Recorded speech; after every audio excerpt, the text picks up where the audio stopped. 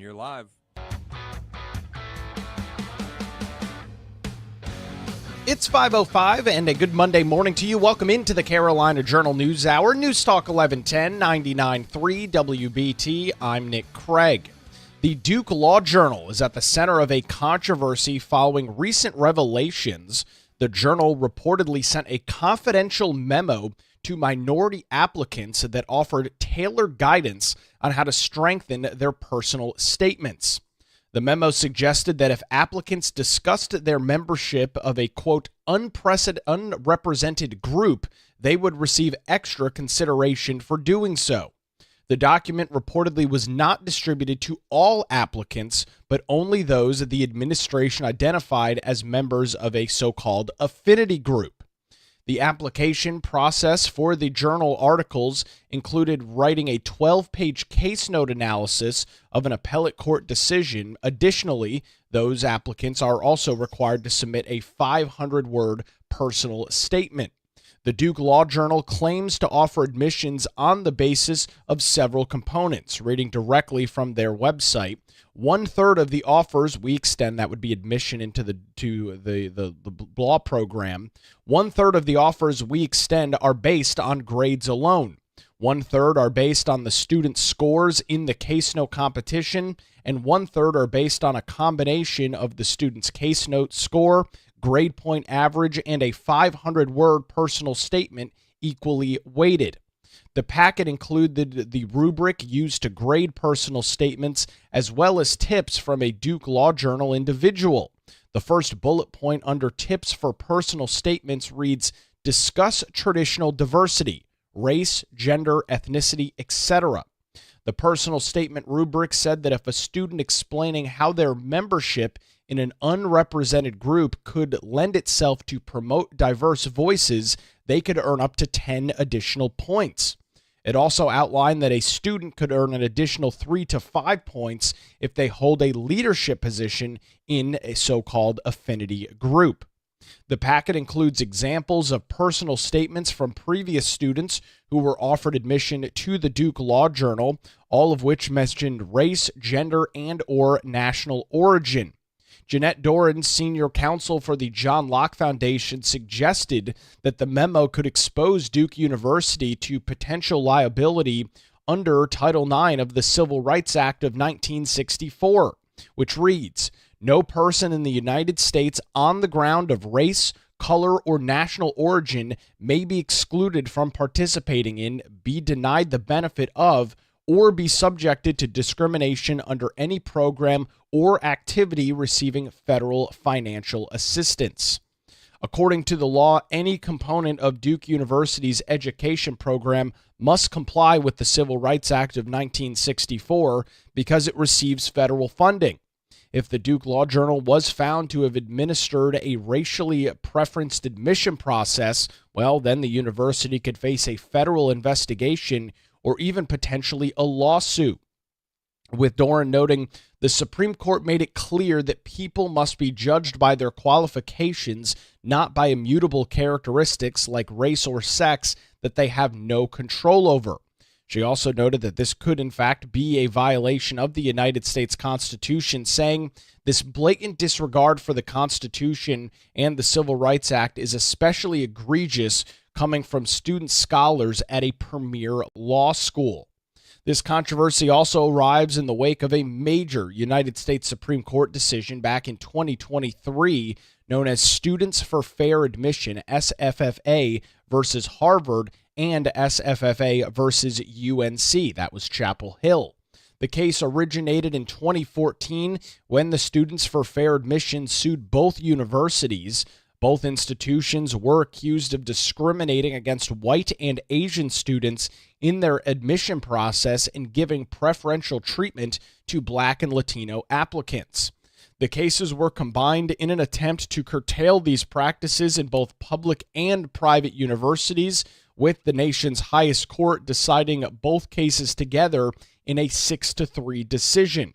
With opinions that span more than 237 pages, it concluded that both universities' admission programs violated the Equal Protection Clause of the 14th Amendment.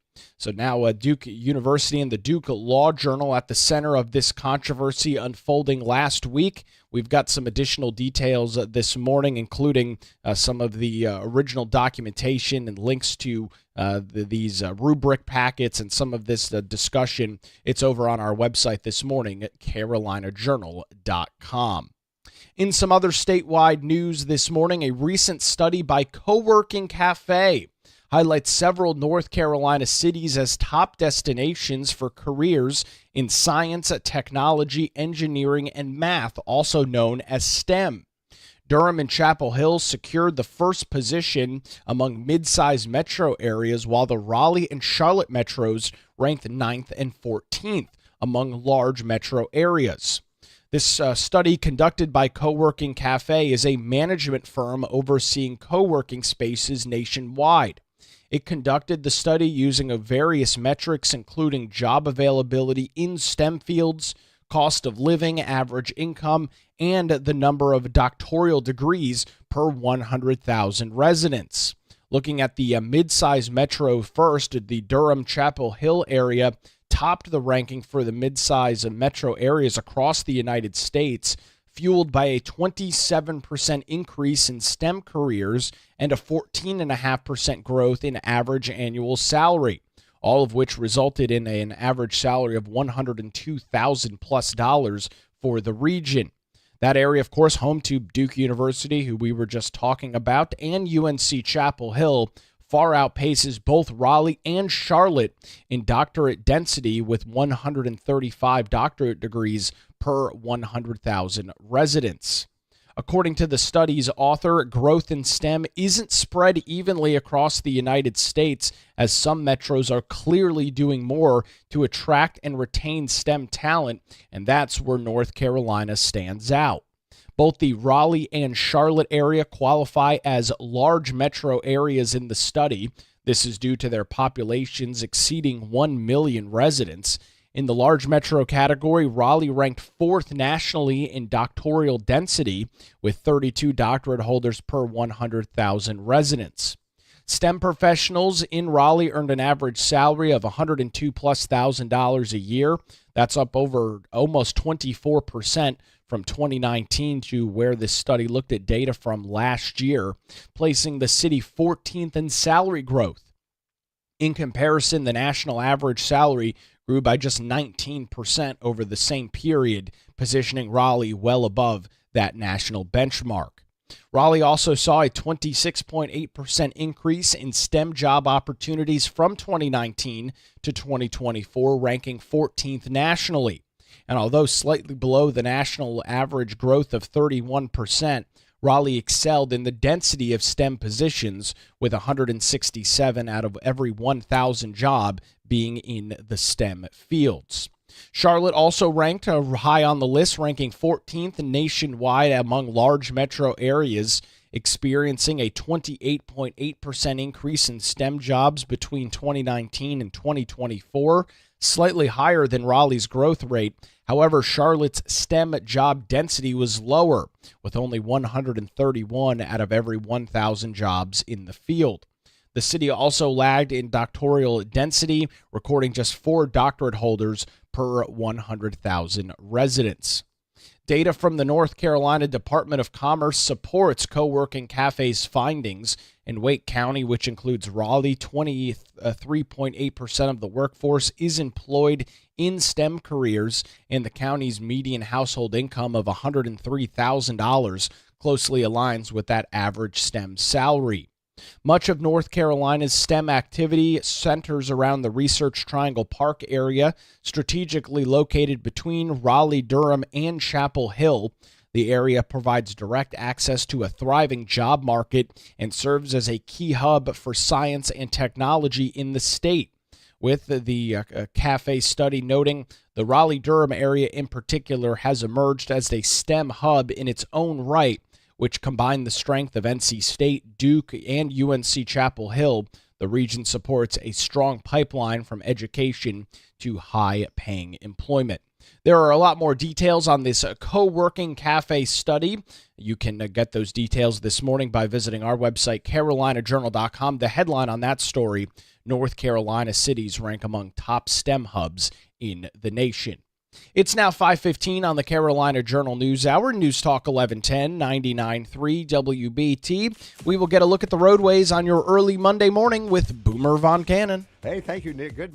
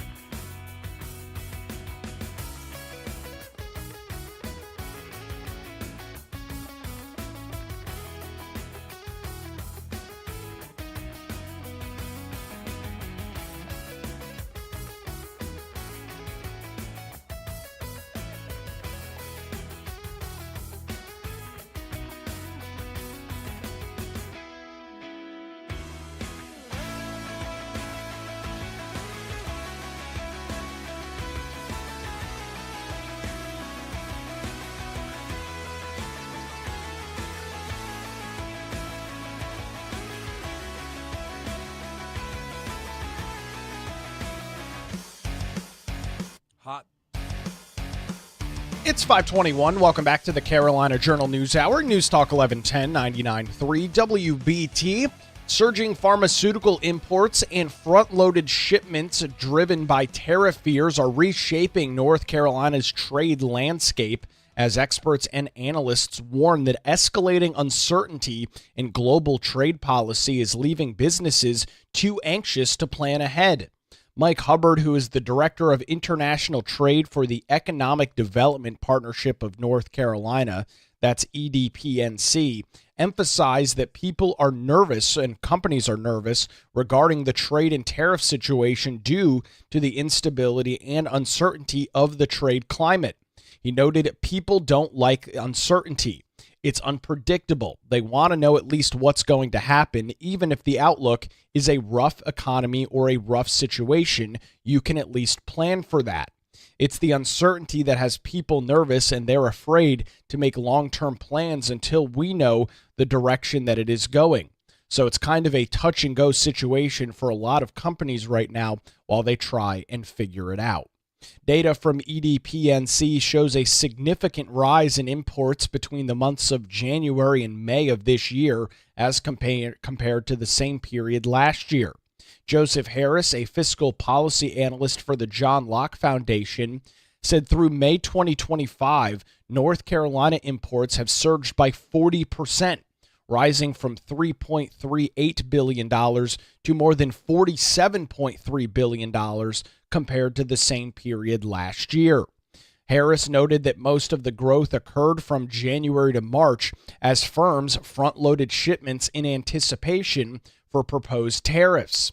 Monthly year-over-year increases were striking, up 73% in January, 64% in February, and 70% in the month of March.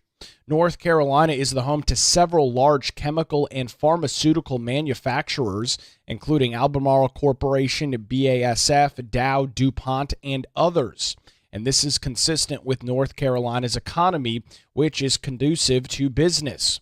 Just last week, North Carolina was named the #1 state for business by CNBC, and that's, well, not the first time. The state was also the #1 state for business in 2022 and 2023 and came in second place in 21 and 24. According to Joshua Harris, he says pharmaceuticals accounted for the lion's share of this increase, with imports jumping 148% from $6.4 billion to more than $15.8 billion, comprising over 70% of the total import growth. The spike coincided with news of a proposed 200% increase on pharmaceutical products earlier this year. The monthly year-over-year increases were especially dramatic, 431% in January, 255% in February, and 275% in March. Mike Hubbard with EDPNC told the Carolina Journal that North Carolina drug manufacturer imports the most from Ireland, which has been the largest importer for well over a year, saying 3 countries, Germany, Ireland, and the Netherlands, drove much of the pharmaceutical growth. All are top global exporters in that sector, and each saw massive growth in early 2025. Imports from Germany rose by more than 149% through May. Ireland, the number was 68%, and the Netherlands, a whopping 157%, with individual months showing even more extreme jumps, such as a 796% year-over-year growth from the Netherlands in terms of imports in the month of March. Additionally, through May, organic chemical imports increased by as much as 25% compared to last year, with a 64% increase year-over-year in January, a 42% increase in February, and the highest increase at 108% in the month of May. We have continued keeping you up to date and walking you through the tariff situation and some of those impacts on North Carolina's economy. The latest details this morning on the pharmaceutical industry. You can get some additional details by visiting our website, carolinajournal.com. In some other news this morning, farmers hit by natural disasters in 2023 and 2024 can now apply for a share of $16 billion in federal relief, with the Supplemental Disaster Relief Program opening to applicants on July the 9th. A press release from Brooke Rollins, the Secretary of the U.S. Department of Agriculture, reads, "American farmers are no stranger to natural disasters. Those can cause losses and leave no region or crop unscathed. Under President Trump's leadership, USDA has worked around the clock to deliver this relief directly to our farmers. We are taking swift action to ensure farmers will have the resources they need to continue to produce the safest and most reliable and most abundant food supply in the world." Seeking swift action on disaster relief, a North Carolina congressional delegation and their congressional colleagues sent a letter to Rollins back on March the 10th, pressuring her to accelerate the rulemaking process for federal crop loss aid. On March 27th, Senator Ted Budd sent a letter in partnership with Senator Jeanine Shaheen, the Democrat out of New Hampshire, urging Brooke Rollins to expedite the distribution of federal dollars that Congress allocated in December of last year to assist ranchers, farmers, and rural Americans who suffered from natural disasters in 2023 and 2024. Senator Budd said in a press release, "Our farmers are the lifeblood of our nation, sustaining our communities and our economy.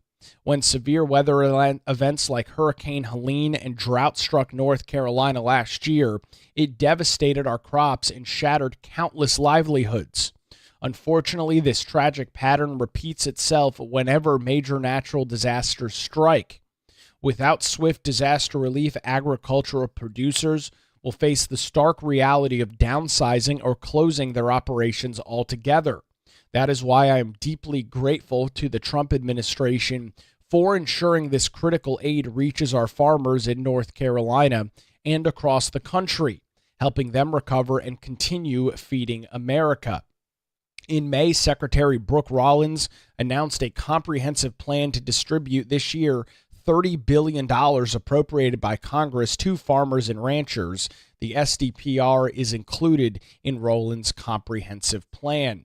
That provides financial assistance to eligible producers facing losses in revenue, crop quality, or production caused by weather-related events in the calendar years 2023 and 2024. The USDA's Farm Service Agency distributes this aid in two phases depending on the nature and timing of their losses. Producers may even qualify for payments in both phases and for either or both years. We've got some additional details on that story this morning over on our website, carolinajournal.com. The headline, USDA opens applications for natural disaster relief for farmers. It's now 5:29 on the Carolina Journal News Hour. News Talk 1110 99.3 WBT. We will get another look at the roadways on your early Monday morning commute with Boomer Von Cannon. Hey, thank you, Nick.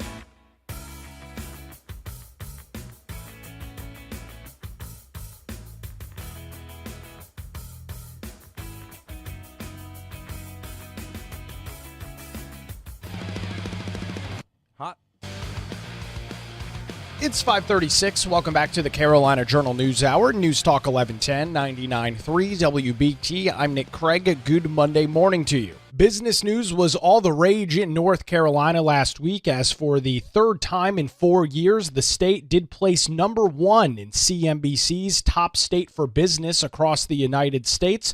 There was some discussion of business at last week's Council of State meeting as well. To walk us through some of those details, Teresa Opeka, CarolinaJournal.com, joins us on the News Hour. Teresa, I guess it would be important to start kind of overall, regardless of some of the minutiae and some of these smaller details. Business seems to be pretty good here in North Carolina. Yeah, good morning, Nick. Thanks for having me. Yeah, business is definitely booming here in the Tar Heel State. I mentioned to start it all off with the big announcement from CNBC that North Carolina was America's top state for business in 2025. It's a great honor. They've had that honor for last couple of years. I think the 1 year we missed the top, but it's, as you say, it's always nice to be back on top. And at the Council of State meeting, you know, as you said, Secretary of State Elaine Marshall, she mentioned that the state set a record for new business creations in May, over 17,000 new businesses. That's the second highest ever recorded, right behind June 2021, which was in the middle of the pandemic. So, you know, both numbers are just, you know, awesome news for the state. And that year in 2021, it set a record for 178,300 businesses created. So I'll have to wait and see how 2025 shakes out. But she wanted to stress one thing too. It's especially great news because the first quarter of this year was really slow, and new business creations in the 30 county Western region were actually slightly better than statewide numbers. So, you know, for everything that happened last year with Helene, that was something worth noting as well. You know, and it's obviously, Teresa, when we look at this number, 17,000 plus in the month of May, that is a very large number. But, you know, I'm sure a vast majority of these businesses are single individual sole proprietorships. They're not employing dozens, if not hundreds of individuals. Again, not to take anything away from that number, but as you pointed out, it was a record going back at least 4 years here, almost 4 years in North Carolina. So as the Secretary of State, whose office is responsible for those business licenses, that's a phenomenal number. Oh, absolutely. Absolutely. And you're right. I imagine, you know, a good chunk of those are, you know, sole proprietorships. So, but still, the numbers still count. So yeah, that's awesome news. And it's great news for the state. The governor also has talked about some of the big time business deals that he says he's been able to ink. He talked about this with CNBC last week, the day that they made the announcement that the state was the number one for business. One of them that we have talked about in the past is Jet Zero. Yes, yeah. Jet Zero, which is going to be locating or launching its first manufacturing plant at the Piedmont Triad International Airport in Greensboro. It's expected to have about over 14,000 jobs by 2036. That's huge. And what Jet Zero is, it's an aerospace startup pioneering the development of the Z4, which is a revolutionary blended wing body jet. Very, very high tech stuff. It's a great announcement for the state. And Governor Stein said this is where they thought they'd have their best chance, and he said it's mainly because of our people. And he said they weren't done in announcing new jobs coming to the state. He said there were plenty more announcements, including there were two last week. Citigroup and also Asset Mark, both located in the Charlotte area. Citigroup said would be adding an additional 510 jobs in the area.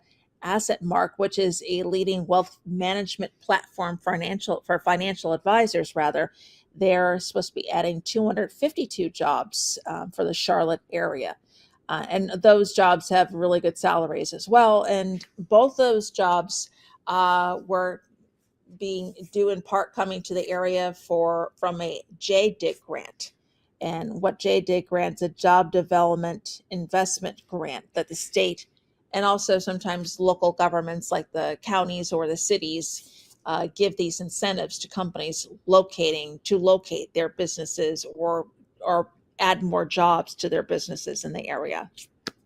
We've talked about these JDIG grants in the past, and on some of that encouraging news, those major financial firms expanding in the Charlotte metro area. Another company that did receive some JDIG grant incentives, known as Q2 Solutions, Teresa, unfortunately, plans falling through on their side.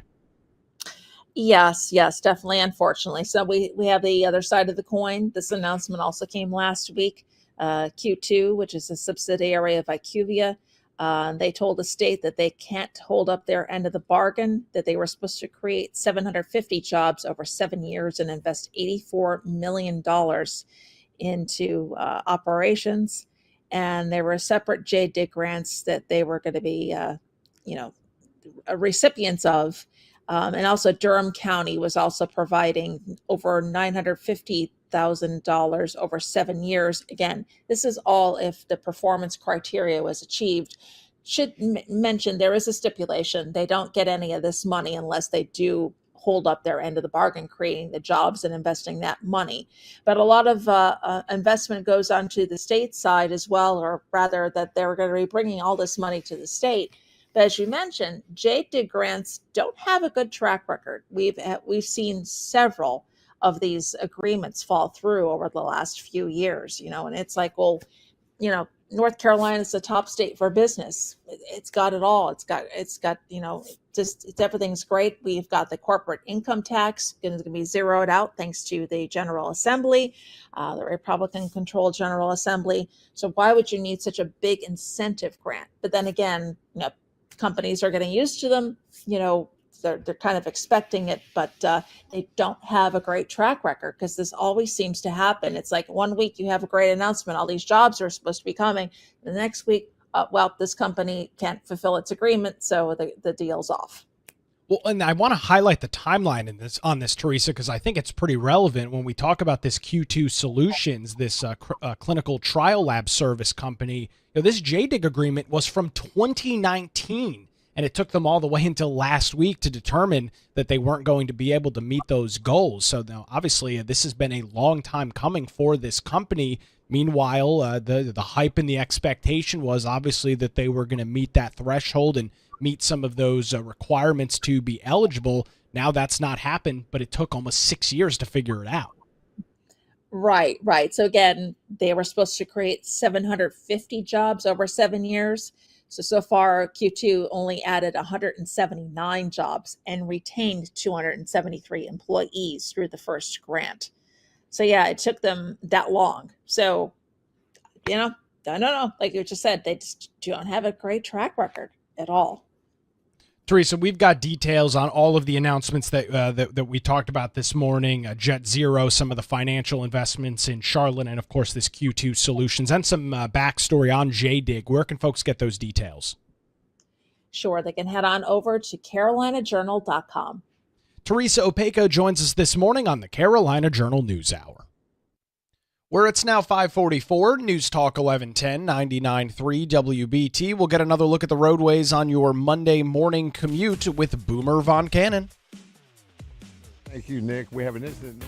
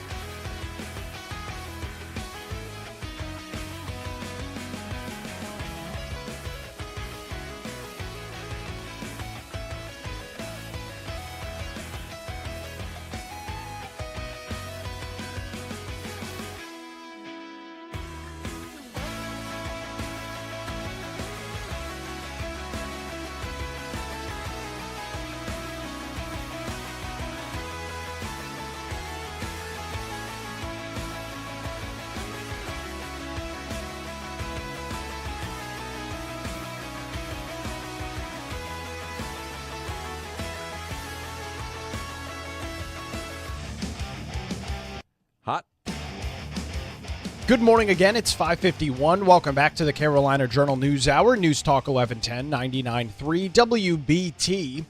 At the recapping one of our stories this morning, at the end of the finals period each May, the Duke Law Journal hosts a 2-week-long competition to select its next crop of editors. Applicants write a 12-page memo analyzing an appellate court decision, as well as a 500-word essay about why they would and how they would, in fact, contribute to the journal. Students are chosen based on their grades, case note analysis, and personal statements, with less than 20% of the class making it into the law review, which is overseen by the Duke Law School. To help students prepare for the competition, the journal circulates a guide on how to write the case notes. Last year, however, it decided to give some students an additional document. In a packet prepared for the law school's affinity groups, the journal instructed minority students to highlight their race and gender as part of their personal statements and revealed that they could earn extra points for doing so. The packet included a rubric used to evaluate personal statements.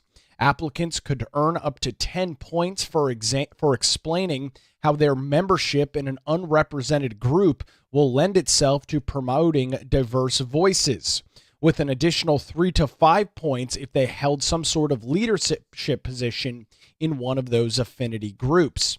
To drive home the point, the packet included 4 examples of personal statements that had gotten students on the Duke Law Review.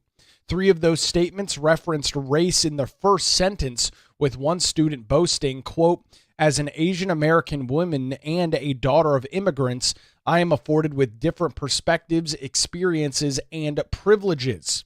A 4th student waiting until the last paragraph to disclose that she was a, quote, Middle Eastern Jewish woman with an intersectional identity that she said would help prove useful in a collaborative environment. What is drawing some controversy this morning is that the packet was only distributed to those affinity groups, according to those familiar with the matter, which meant that minority students had access to inside information about the scoring process. The journal explicitly told those groups not to share the packets with other students, according to multiple messages that were reviewed, and indicated on the first page that it had been made for those various affinity groups. When the Supreme Court banned affirmative action in 2023, it said that colleges and universities could not use essays as a Trojan horse for racial preferences. However, the documents from Duke illustrate how a top law review has skirted the directive, creating a points-based system that foregrounds race and could put the law school in legal jeopardy. According to details that we have got over on our website this morning at carolinajournal.com, Jeanette Doran, the senior counsel for the John Locke Foundation, suggested that the memo could expose Duke University to potential liability under the Civil Rights Act of 1964, which reads, "No person in the United States shall, on the grounds of race, color, or national origin, be excluded from participating in, be denied the benefits of, or be subjected to discrimination under any program or activity receiving federal financial assistance." According to the law, any component of Duke University's educational programs must comply with the Civil Rights Act of 1964 because it receives federal funding. If the Duke Law Journal was found to have administered a racially preferenced admission process, the university could face a federal investigation or potentially a lawsuit. With Jeanette Doran noting, the Supreme Court made it clear that people must be judged on their qualifications, not by immutable characteristics like race or sex that they have absolutely no control over.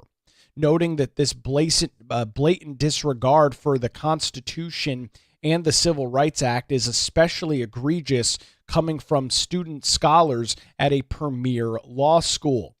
This controversy, again, going back to the 2023 landmark Supreme Court decision, Students for Fair Admission, SFFA versus Harvard and UNC.